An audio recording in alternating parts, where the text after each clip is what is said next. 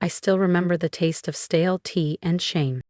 At the yearly Lancaster family brunch in Savannah, one of those stiff Southern rituals where pearls were worn like armor and judgment was passed with a smile, my father looked at me and said, "You should be ashamed. Don't call that a career. It's dirty." The table went silent. "And if you can't do something respectable with your life," he continued, "then get out of my home." I glanced around, hoping someone, anyone, would speak up. My stepmother sipped her mimosa.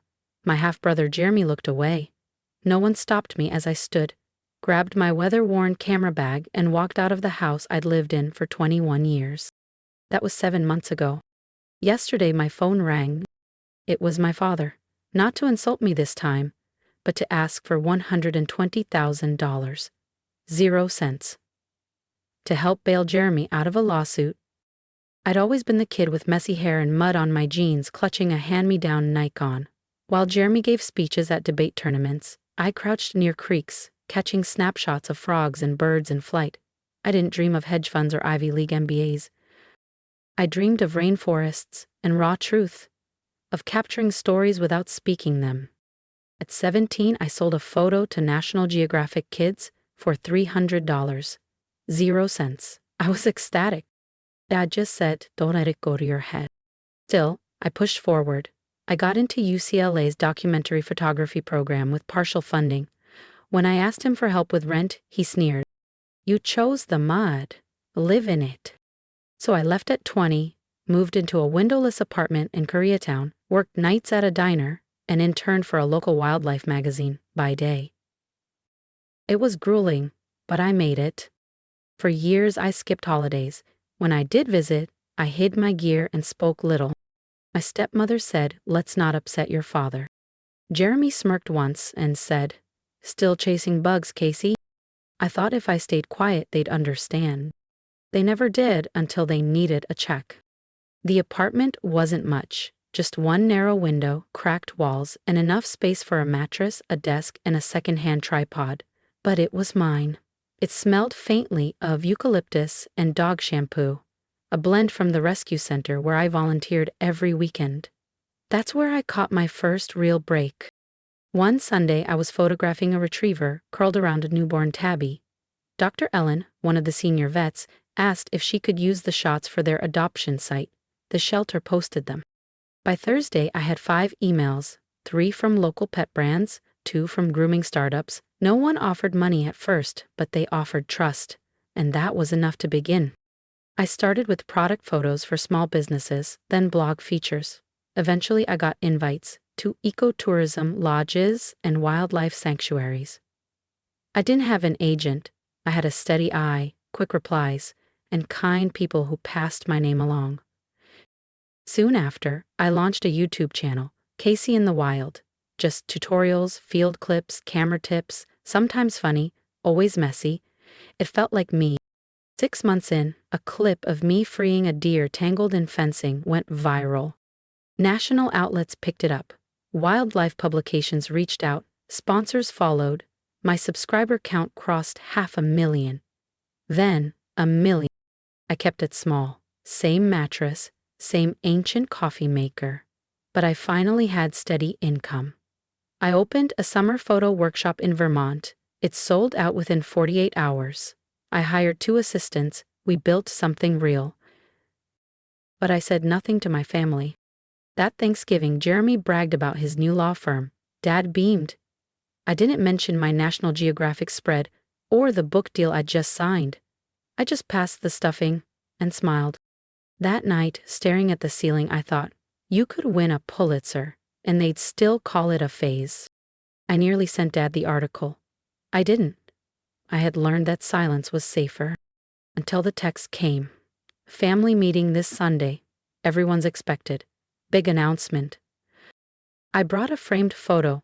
Lioness Midleap, Tanzania. I hoped it might open a new door. I was wrong. The house looked exactly the same. Manicured hedges, white columns, and that sterile stillness that passed for elegance. Jeremy was already there, drink in hand, nails manicured to perfection, lounging like he'd never questioned his place at the center of it all. He wore entitlement like cologne, sharp, expensive, and suffocating. Dad stood near the fireplace, swirling a glass of bourbon like he was back in a boardroom. Mom hovered over the charcuterie board, adjusting the figs like each one might shatter the evening if placed wrong. I felt like a stranger in the place I'd once built blanket forts in. Then it began. "Everyone, let's gather in the living room," Dad said, voice loud, controlled. I sat on the edge of the couch, the photo I brought still wrapped in brown paper across my knees. Jeremy looked smug. Mom was misty-eyed already, and I didn't yet know why. Dad cleared his throat and smiled. "We're thrilled to announce that Jeremy will be launching his own real estate venture." A pause for effect. "To support this, we'll be transferring a sizable amount from the family trust into his new company." Applause followed. Mine never came. I raised a hand, tentative. Dad's eyes flicked to me. "Yes, Casey? Does that include any support for me?" I asked, quiet but clear. The smile dropped. "You," he scoffed. "You chose mud, bugs, and barking strays. That's not a business. It's a hobby at best, filthy at worst." Silence followed. He stood taller, like delivering a final verdict. "I've said it before, if you want to crawl in the dirt with a camera, don't expect this family to fund it." I looked down, unwrapped the photo. "This is being featured in next month's National Geographic," I said, holding it out. "I thought maybe you'd want it for your office." He didn't even glance at it. "Take that out of my house," he said, "and pack your things. You're done here." "Are you serious?" Then no one spoke. Jeremy sipped his drink.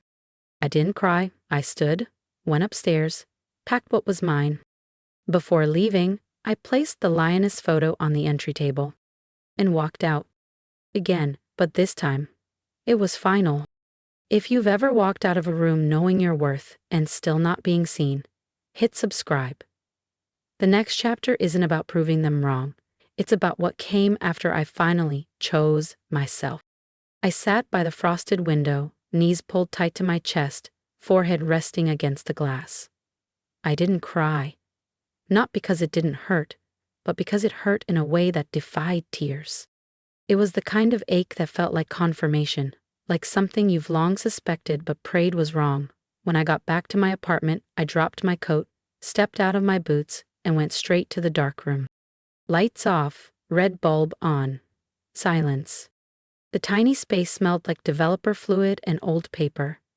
Comforting, grounding. I printed a shot I'd been avoiding for weeks, a barred owl in mid-flight, wings crisp against a blur of Vermont forest. As it dried on the line, the truth settled in, quiet, undeniable, and the next morning I was back in the woods by 6. My fall workshop was in full swing. 6 students bundled in flannel and puffers, crunching through dew-laced leaves to chase golden light. We sipped thermoses of coffee, waited for birds that never showed, and laughed when our boots sank into muck. It wasn't glamorous, but it was real. It was mine. Nights were for editing, uploading tutorials, responding to comments. I answered sponsorship offers with a professionalism my old professors would have admired. One camera brand even pitched a signature gear line. I never told my family. No texts, no voicemails, not even one of Mom's passive-aggressive check-ins. I slept better. One evening, I stood at the window, sipping red wine as the first snow blanketed the backyard. I whispered to the dark, "This peace. It's expensive, but worth every cent." That winter, Untamed Light crossed 1 million subscribers. I didn't throw a party, but I did order chocolate ganache cake, ate it alone, smiled between bites. For once, I didn't wait for applause. Then came Tuesday. I'd just finished filming a segment on animal tracking, cider warming on the stove, when my phone buzzed. The name hit like ice water. I stared, let it ring. Then I picked up. "Casey," he said. No greeting. Voice thin, almost strained. "Yes." A pause. Just breath. "It's your brother, Jeremy," he said. "He's in serious trouble. We need your help." Of course he got into real estate, Dad muttered. "Commercial flips." His partner bailed, and now he's stuck with 3 properties, 2 lawsuits, and a balloon loan coming due. End of the month. $120,000, 0 cents. The silence between us stretched like a frozen lake, thin and cracking. He's going to lose everything, Dad added, and the Lancaster name, our reputation. I let the words sit. Finally, I asked, "Why are you telling me this?" He exhaled, measured like he'd practiced the answer. "Because you're doing well. I saw the videos, the studio, the channel. You've built something." He hesitated. "We're proud." I laughed, not kindly. "You called my work filthy and kicked me out. That was 7 months ago." He went quiet again. "And now I'm a daughter again? Because you need something?" "Don't be like this, Casey," he snapped, his control slipping. "Jeremy's your brother." "And I'm your daughter," I said evenly. "But that didn't matter when you humiliated me in front of everyone. When you told me to leave with nothing. This isn't the time to relive the past," he said, voice low. "No," I replied, "it's time you live with it." "She's your blood," he tried again. "So am I." Then he said the line that sealed it. "You're really going to let your own brother drown just because your feelings got hurt?" I almost smiled. "No, I'm gonna let him drown because he's in a boat you built, and you were both happy to leave me on the shore." "Casey." I cut him off. "You made it clear I'm not part of this family, so don't call me to save it." Then I hung up and turned off my phone. This time, the silence felt like release, not rejection. It was still dark when the knock came. Sharp. Repeated. Way too early. I glanced at the clock. 6:47 a.m. No one came to the studio this early, not even UPS. I peeled back the curtain. 3 figures on the porch. Dad, Mom, Jeremy. Another knock, softer, almost unsure. I opened the door a sliver, blocking the frame with my body. "Why are you here?" Jeremy stepped forward, voice hollow. "Casey, please, just hear us out." Jeremy's eyes were red-rimmed, and he clutched his leather portfolio like it was the last thing keeping him from falling apart. Behind him, Dad stood stiff, hands clasped behind his back like he was bracing for a verdict. Mom looked like she hadn't slept in days. I didn't move. "We're desperate," Mom said, her voice cracking. "Your brother is facing lawsuits. The banks want their money. If we don't pay by the end of the month, we'll lose everything," I finished. Jeremy wiped his nose with the back of his sleeve. "I messed up, okay? I know that. I didn't think it would fall apart this fast. I thought I could handle it." I raised an eyebrow. "Like you thought you could handle mocking me for 10 years at every Thanksgiving?" He flinched. "I didn't mean—" "But you did," I cut in. "Every smirk, every time you called my work cute or a phase, you meant it. And now you need me?" Dad finally spoke. "Casey, enough. This isn't about old wounds. It's about family. You don't abandon blood." I stared at him. "You did?" His jaw tightened. "You left me to be humiliated in front of everyone," I said quietly. "You kicked me out for choosing something you didn't understand. And now you're here because the Golden Sun tanked." "I'm still your brother," Jeremy said, his voice thin. "And I'm sorry." The words hung in the cold air between us. For a moment, I almost softened. But then I remembered standing in that living room, holding out a framed photo that Dad refused to touch. I remembered Jeremy sipping bourbon, smiling, while I was told to leave. "I forgave you," I said, "a long time ago, but forgiveness doesn't mean rescue." Jeremy's voice cracked. "You have the money. This wouldn't even dent your earnings." "Exactly," I replied. "Because to you, I'm not family, I'm a bailout." "No," Mom whispered. "You're our daughter." "Only when it's convenient," I said, stepping back. They stood in the cold, soaked in desperation. "I wish things were different," I said softly, "but they're not." Then, calmly and clearly, I said, "If you're looking for a savior, try the child you chose." And I closed the door. I didn't collapse. I didn't cry. I filled the kettle, poured chamomile tea, then stood by the window, watching their car disappear down the snowy road. There was no triumph, no bitterness, just quiet, and for the first time, that quiet felt like power. 3 days passed. I thought maybe, just maybe, they'd understood that no meant no. Then my inbox exploded. Subject lines hit like punches. Why would you abandon your family? You're heartless. Your brother deserves better. Shaken, I read the flood of angry emails, DMs, and comments. On my studio's Instagram, dozens of comments piled under a photo of a rescued fox. Hope the fox knows you're soulless. You profit off animals but ignore your own blood. Fake nature girl. Confused, I opened a message from a former workshop student. Attached was a screenshot. Jeremy's post. Public, tagged, viral, on Facebook, LinkedIn, even Reddit. The caption read like a slow-burning dagger. It's heartbreaking, but we're out of options. My sister, Casey Lancaster, a successful content creator, refused to help when our family was drowning. She has the means, we begged. She shut the door. I still love her, but I don't know who she is anymore. I stared at the words, breath caught between disbelief and something sharper.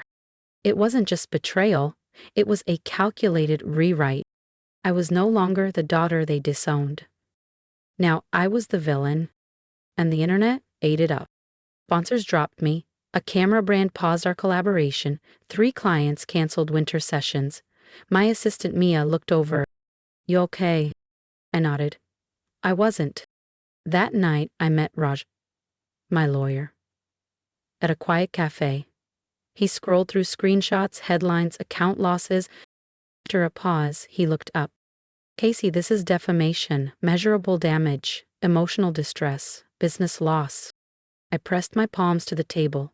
He's my brother. Raj leaned in. He made this public. That wasn't family, that was a smear campaign. She was, Raj said, until she made you a target to save herself. I looked away. Outside, snow drifted quietly down. I remembered Jeremy's smirk that day I was thrown out, his dry eyes when he came begging. And now this.